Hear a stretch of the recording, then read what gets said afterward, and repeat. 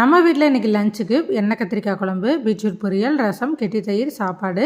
Beetroot பொரியலுக்கும் ரசத்துக்கும் ஒரு சின்ன tip இருக்குது. அதனால தான் இந்த வீடியோ பார்ட் 2 போடுறேங்க. எண்ணெய் கத்திரிக்காய் குழம்பு குக்கர்லேயே 10 நிமிஷத்தில் எப்படி செய்கிறது அப்படின்னு சொல்லி ஒரு வீடியோ போட்டிருக்கேன். கீழே உள்ள அரை மக்க கிளிக் பண்ணி பார்த்துருங்க. பீட்ரூட் பொரியல் செய்யும்போது சில பேர் இது மாதிரி வதக்கி விட்டுட்டு அடுத்து தண்ணி ஊற்றிடுவீங்க. அப்படி தண்ணி ஊற்றாமல் இது மாதிரி உப்பு மட்டும் போட்டு சிம்மில் வச்சு விட்டு ஒரு தட்டு போட்டு மூடி எடுத்து அடிக்கடி கிளறி விட்டு நல்லா அந்த தண்ணியிலே வெந்துடும். அதுக்கப்புறம் தேங்காய் பூ போட்டு இறக்கி பாருங்கள், டேஸ்ட் அவ்வளோ சூப்பராக இருக்கும்.